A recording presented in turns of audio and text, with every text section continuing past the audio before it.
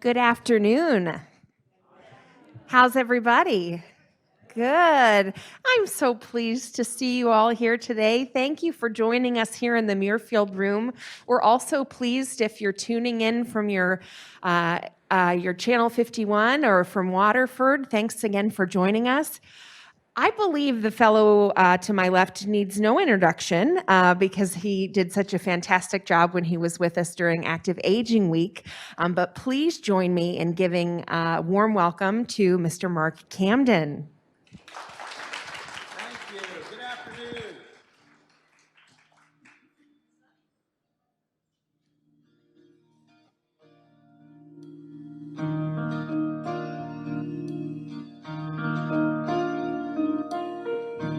I'm so happy to be back, and I apologize for having to cancel in November. We can thank my 2-year-old grandson for that. I got a nice little case of strep throat from him from that, and I had to call the day before and cancel. So I apologize.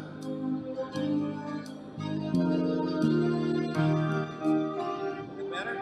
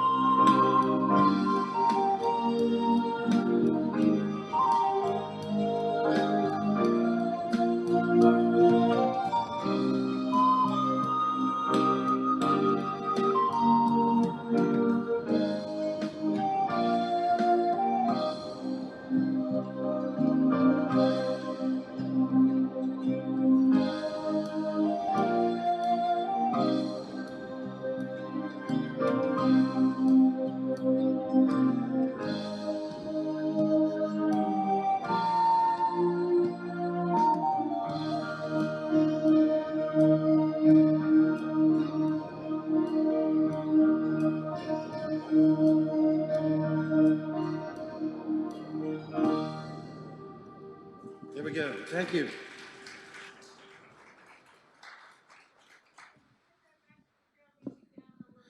I'm trying. I'm trying.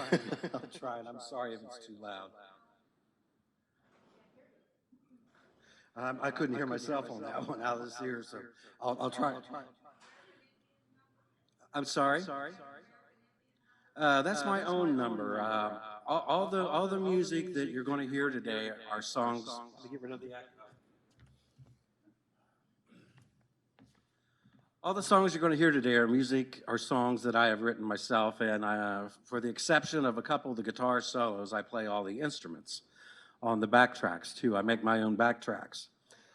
And so, yes, that's why almost every song that I do record, there's a story behind it. And in a way, I'm a painter, and I paint with music, and it helps if I can tell the story of the painting before I play it. It makes a lot more sense. That first song that I played is a tune that I call A Higher Place. And I wrote that, I was invited to play at a big Native American flute festival in Zion Canyon, Utah in 2008. And as I'd never been out west, with the exception of going to California with the OSU marching band to play in a Rose Bowl or two, I'd never been in between. And so I drove out, my wife and I drove out to Phoenix, and then we drove up through Sedona, Flagstaff, and then around the north rim of the Grand Canyon to get to Zion for the Flute Festival. And I was so inspired that several songs came out of that trip being there. And that first song I played I called it A Higher Place. And when I wrote that song, I was thinking about how as we get older, we're able to see things from above, from a different perspective. You know, when we're young and we have kids and all the craziness of life, it's almost like we see things straight on and we can't see it from other viewpoints. And as we get older, we're able to kind of be at a higher place and see all the different elements that go into what's going on in our lives. And so, yes, I'll play a couple other songs from my trip out west that inspired me. I don't really have a set sheet today, and I thought a lot of times what I'll do is I'll go and I won't have a list of songs to play, and whatever Spirit tells me to play, that's what I'll play. One of your neighbors, Mr. Frank White, I had a conversation with him earlier, and he asked me how I got involved with the Native American flutes. And it was totally by, I guess, mistake, because I was a trumpet player, and I was playing in all kinds of different bands, playing different kinds of music. And then, I think it was around 1997, I decided to investigate a rumor about there being some Native American blood on my mom's side. And so that became quite the investigation. And as I told Frank, I even got thrown out of an uncle's house when I was asking some questions. And so yes, there is some Cherokee blood in my veins. And as part of looking into that, I wanted to learn about. I met a Lakota Sioux medicine man actually, and I began to study with him, and I began to learn about the Native American spirituality, which totally changed my life and perspective. But because I am a musician, I thought, okay, let me look into the instruments that the natives played. And of course, they were the drums, the rattles, and the native flute. And I bought one down on Winter Fair. I may have told this story. And I bought a flute and looked at it, and I thought, you know what, I think I can make one of these. And today I've made over 500 flutes. I've recorded 5 albums, and yeah, I'm kind of hooked on the Native American flute. So if you have any questions, please put up your hand. I don't think I played this song last time, and if I can find it, there it is. This is a song that I wrote as a result of a dream. And it was one of those dreams that, you know, you wake up and you go, oh man, I do not want to forget this one, because in 5 minutes it will be gone. And so I ran down to my basement and sat down at the piano, and I said, I've got to come up with something here that will remind me of this dream. And in the dream, I heard a drum beat. And it was a native style drum beat. It was going boom, boom, boom, boom, boom, boom, boom, boom. And so I followed the sound of the drum, and I came up over a hill, and down on the other side of the hill was a very old native. I knew he was an elder. I knew he was a wise man because he had white hair almost to the ground. And he's playing this hand drum. And so I walked up to him, and the old man looked at me and he said, "You know what I'm doing, don't you?" I said, "No, grandfather, I have no idea. I know you're playing the drum." He said, "Yes, but you do. Do you know why?" I go, "No, grandfather." And he said, "Watch." And as he kept playing that drum beat, all of a sudden butterflies started to show up. And before you knew it, there were hundreds of butterflies flying around his head while he's playing that drum. And the old man looked at me again. He said, "Now do you know what I'm doing?" I said, "I don't know, grandfather." I said, you're calling in these butterflies." He said, "Yes, but do you know why?" I go, "No, grandfather." He said, "Well," he said, "I know God hears my prayers." And he says, "But even still, I call in my brothers, the butterflies, and I ask them to carry my prayers to Creator for me." I go, "Ooh, that's pretty good. That's pretty good." And so when I woke up and I went down to the piano, I go, "Okay, I want this song. I want to have the drum beat of this tune, and I want to make the flutes sound like the butterflies are flying in. And then I want a part of the song to sound like, okay, the butterflies have gotten the prayers, and now they're going to soar, and they're going to carry those prayers to Creator." And so I call this song the Butterfly Dance.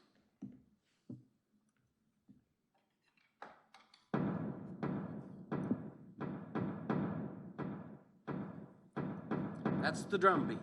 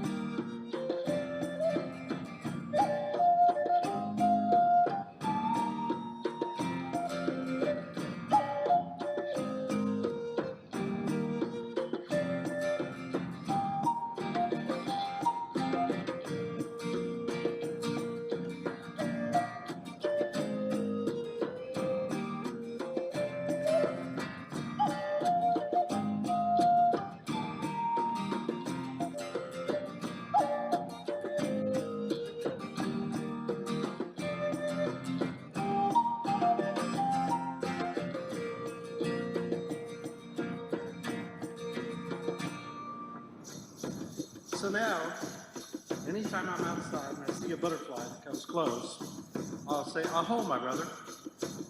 I'll say, "I know God hears my prayers, but I also know I need all the help I can get. And so, Brother Butterfly, would you carry my prayers, Creator, for me?" A few years ago, I was playing down on Hockey Hills at a place called Lily Fest. While I was playing this song, guess what landed on my flute?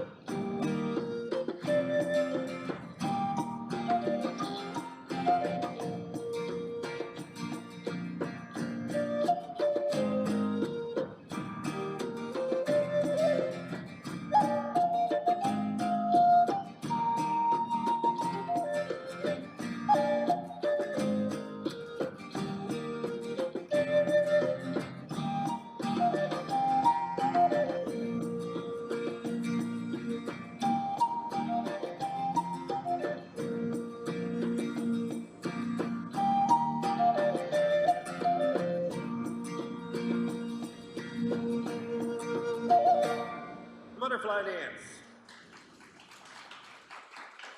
Thank you. Thank you so very, very much. Any questions? Okay, I think what I will do, I'll pull out the D minor flute. The longer the flute, the bigger the diameter, the lower the pitch. And let's see, how about this song here? This is a tune that I was in bed, but before I went to sleep, I didn't have a dream. I was checking social media. I was checking Facebook one night before I went to sleep. And I saw a link to a friend of a friend, and I found out that a dear friend of mine in high school had passed away. And I had found out she'd had a very, very difficult life. And I just felt so terrible for her and so sad for her that, again, I went down to the piano, and I call this song For You, and it's turned out to be, we've all lost someone, especially recently, due to what's going on. And so I call this song For You.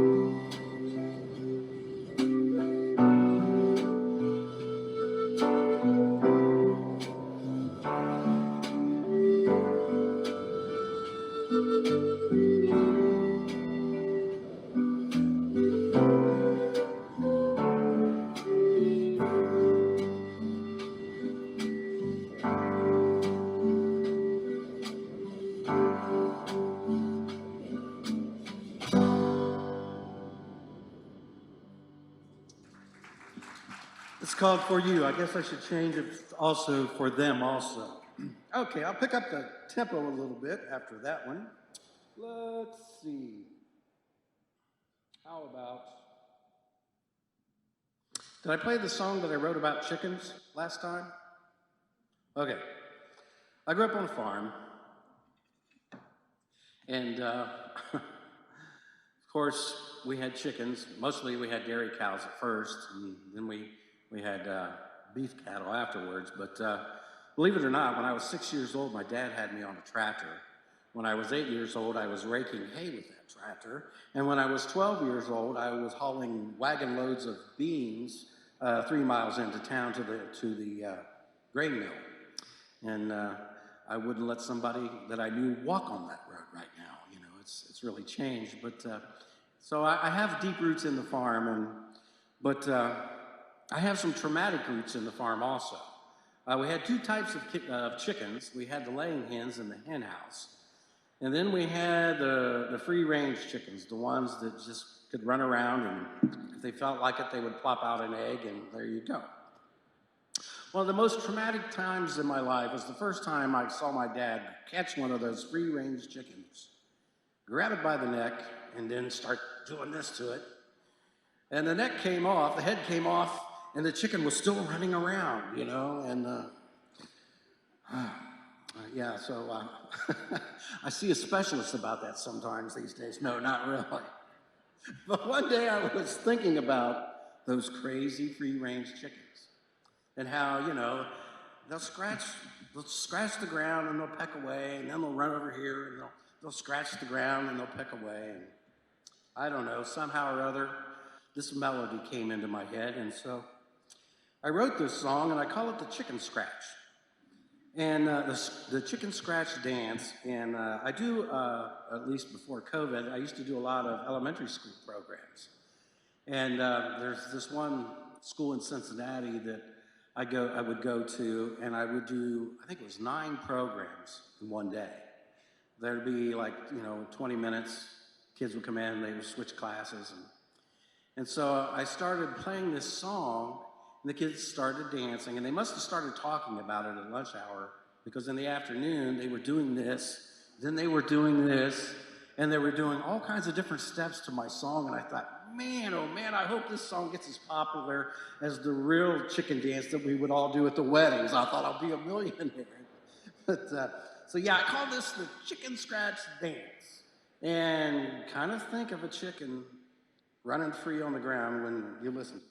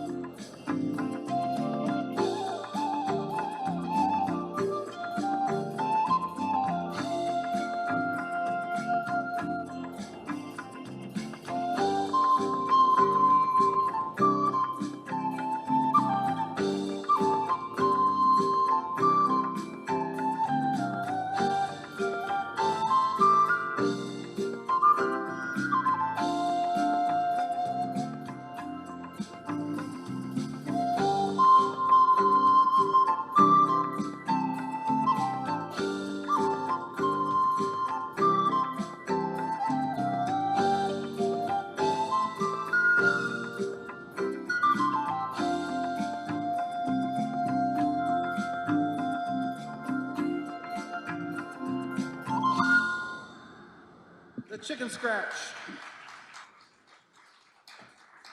Thank you. Thank you so much. Any questions?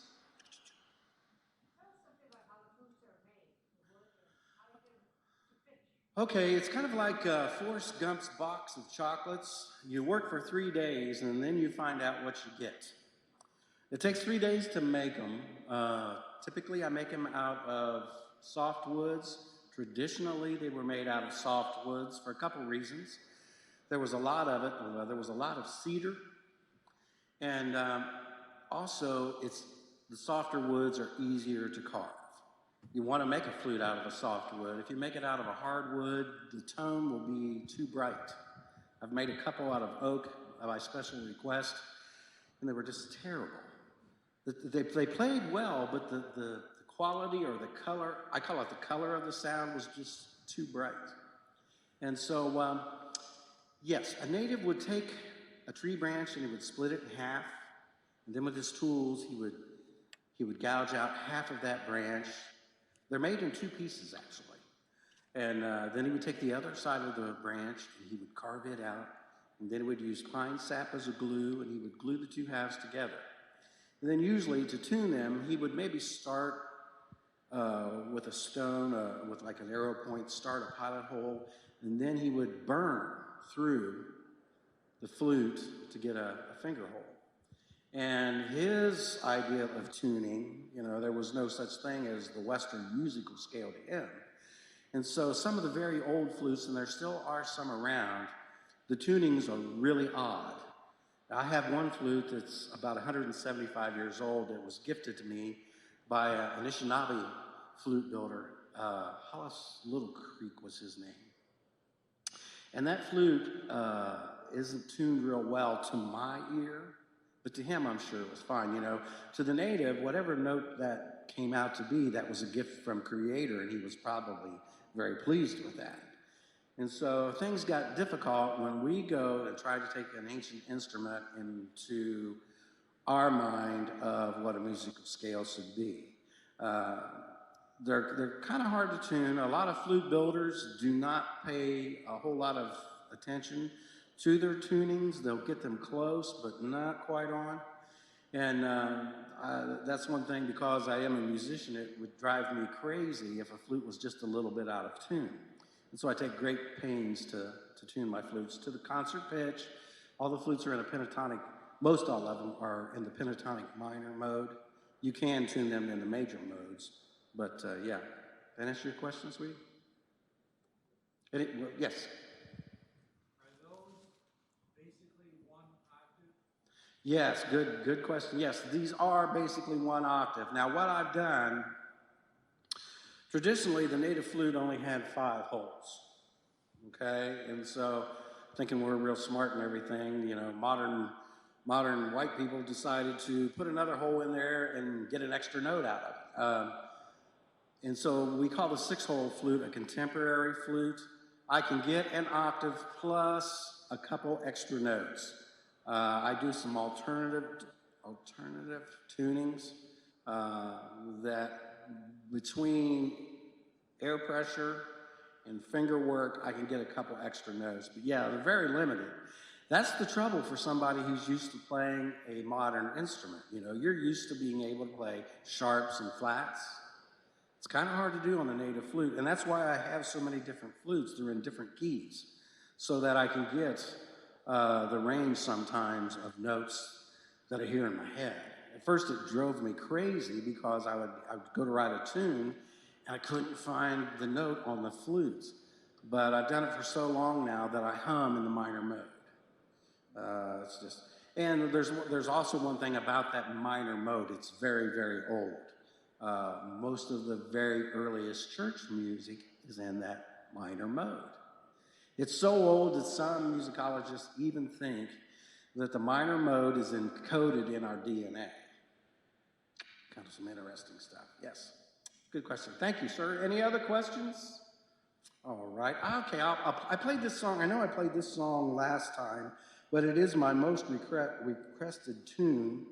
And on that song, I have to use 2 flutes to get the range of notes that I'm looking for.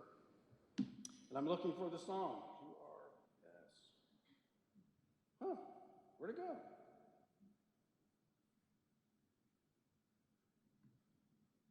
Well, doggone, let me look somewhere else. Tracks. Here we go. Yeah, on this tune, I used two different flutes. I wrote this on a Sunday afternoon while I was set up at a flute festival, and things were kind of quiet, so I went over by the river, and I sat there and I wondered what it was like, 250, 300 years ago, to be along that riverbank. And when I do some of the school programs, I play this song. I tell the kids, close your eyes, and I said, imagine you're on the side of the river and just see what shows up. This is called River Song.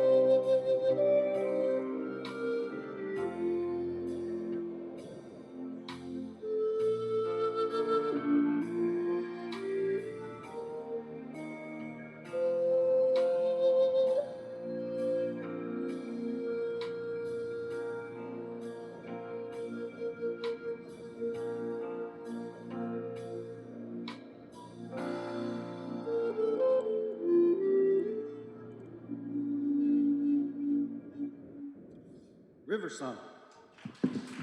Thank you.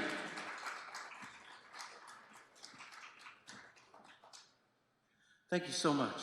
It's really fun when I play that song and the kids say, "Oh, an elk showed up, or a deer showed up, or I saw this, or I saw that," which is it's kind of fun. Let me wet my whistle here. Any more questions?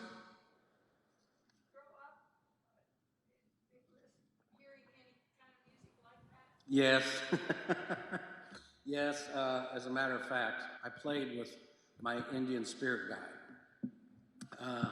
I used to tell my grandpa there's an Indian back there by the old oil well, and I would play with him, and I thought it was my imagination until I got into the Native American spirituality and was working with the Lakota Sioux shaman, and I go, oh my gosh, it wasn't my imagination. I've learned so many things. I am a Christian.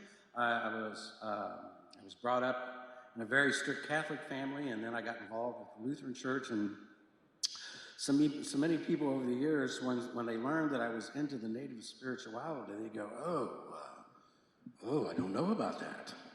I don't know about that. Are you a pagan now? And I tell them, no, what's happened is I view my spirituality before the flutes as in black and white, and then after the flutes, it's in Technicolor. It has done nothing but enhance my belief in God. And I've learned so much. I can actually see God in action now, whereas before I had a little bit of trouble doing that. And so it has really changed my life. So, yeah. So many people ask about the flutes, what did the natives use the flutes for? Did they use it in ceremony? And no, it was nothing like that. It was actually called a courting flute. Now, if I ask you what courting means, you know. But for the last, I don't know how many years, I've asked elementary students what courting means. They go, is that throwing the ball from one end of the room to the other end of the room? And so I have to explain to them. I said, okay, the courting flute. Let's say, for instance, I wanted to date this young lady right here. What I would do, I would take my courting flute and I would go outside of her wigwam or her teepee, and I'd play a song. And I would wait for her to come out. If she didn't come out, it meant, A, she didn't like me, she didn't care for me, or B, I needed to practice my flute a lot more. And so traditionally, that's kind of what it was. The young guy would go to the maiden's teepee and he'd play, and if she liked his song, she would come out, and hopefully someday they would be married, blah, blah, blah. I have seen the flute used, in some kind of spirituality. A lot of natives, flute players, in the mornings, the first thing they would do, they would take their flutes and they would play what they call the morning song to the 4 cardinal directions. And, they can be a very emotional instrument, and they're pretty unique. So, any other questions? Okay, that was a slow song. I'll pick up the... Oh, yes. All of them? Yeah, now the string parts, I do those on a very fancy keyboard that I have, okay? My wife, I bought her a cello. She hasn't gotten good enough yet for her to record with me, but yes, I have a very expensive keyboard and some pretty expensive recording software that I can pull in some instruments. The recording software, they do what they call sampling, and so they can go to the Sistine Chapel and they can record the organ there. They sample it, they record every note, and then it's on the recording, and I can pull that up and assign it to my piano, and I can play that organ then on my piano. Yeah, the technology is amazing. It's incredible what you can do. And so yeah, I do a lot of that. When I went to Ohio State, I was a music major, and as a music major, you know, you're forced to learn how to play at least the scale on every instrument. And the hardest ones were the stringed instruments. And for me, because I was a trumpet player, my embouchure was all wrong for an oboe. The oboe and the bassoon, I would get so dizzy, I would almost pass out in class with those. So, but that's where it comes from, yes. Any other questions? Yes?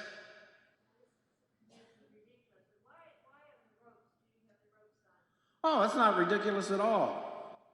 I have this piece on top tied on because we untie it. Come on. This piece on top, there we go. It's called the block. Boy, I really got that title today. It's called the block or the bird, okay? And so if I take that off, here's what the flute sounds like. The Native American flute is, I think, the only flute in the world that isn't hollow all the way through. It's two chambers. There's a small, short chamber here, and then from here on, it's the big chamber, okay? And what this piece does, it helps get my air from this side to this side. What this thing here does, it takes the place of the modern flute going. You create the fipple, what they call the fipple, into the blowhole, and it's really ingenious. And what they've done is they created a whistle here. All right, and so I call it the river of air. You blow into the flute, it goes into this short air chamber, it comes up a ramp and goes underneath this block. There's a little tunnel there. And when the air comes out of that block, it hits this other side, and half of the river of air goes down into the flute, starts churning and vibrating. The other half of the river of air just keeps on flying past. That's the whistle part. And so when I have all my fingers down, the whistle is this long. When I take this hand off, now the whistle is this long. Now it's this long. Now it's this long. So I'm playing a series of whistles. Very good question. Thank you. And so I can adjust this when I tie it back on. I can adjust it a little bit. It's like there's a spot on it where the golfers talk about the sweet spot on the golf club, you know, where they hit that sweet spot and that ball is going to go. Well, there is a sweet spot on the block, and there's a place where the flute is going to sound its best. And like I'll have it too far back here. Here's what it sounds like. It got kind of airy, didn't it? There, I brought it in. I can also change the pitch a little bit. In 2008, when I was invited to play at that flute festival in Zion Canyon, I was playing to a CD backtrack. And so I think I was supposed to play at 10:30 or 11 in the morning, and so I went there and I gave the sound guy my CD. It was already like 107 degrees. The first song started and I went to play, and oh, what had happened was, with the heat, no humidity, my flute had expanded and gotten bigger, and therefore it went flat. The backtrack CD didn't care what the temperature was, and so real quickly, I had to bring the pitch of this flute up, and the only thing I could do, the only way I could make this flute smaller was I was able to move this block forward a little bit, and then with some air pressure, I was able to bring the pitches up of the flutes to keep them in tune. That was an excruciating hour. And so the same thing will happen when you play in the cold. Flutes get smaller, what happens to them? They go sharp. And so yeah, that's one of the pitfalls of playing with a wooden instrument. So, any other questions? Yes? No, good question. He asked if I have a special mouthpiece on the flutes. No.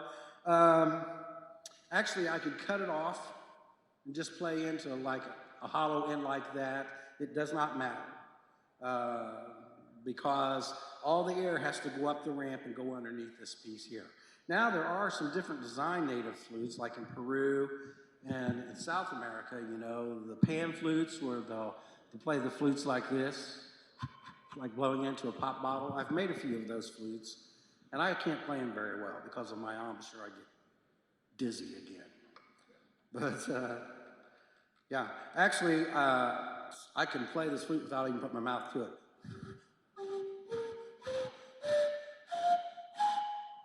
So, yeah, the mouthpiece design doesn't really matter. Oh dear, I'm running out of time. I got about 5 more minutes. Any other quick questions? Yeah, let's see. How about? Okay. This is kind of my theme song, and you know, you've heard the saying of "Let go and let God." And back when I decided to quit my real job and follow my passion, I said, okay, God, I'm going to let go and let the flutes do the driving. And I call this tune Following Spirit.